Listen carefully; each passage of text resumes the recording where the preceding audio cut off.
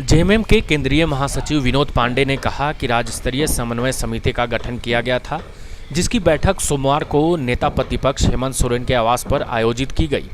समन्वय समिति द्वारा जो कार्यक्रम तय किया गया था, उन कार्यक्रमों पर चर्चा की गई है। उन्होंने कहा कि 5 जुलाई को संपूर्ण झारखंड बंद रहेगा। झारखंड बंद को सफल बनाने के लिए विपक्षी दलों के नेता रणनीति बना रहे हैं।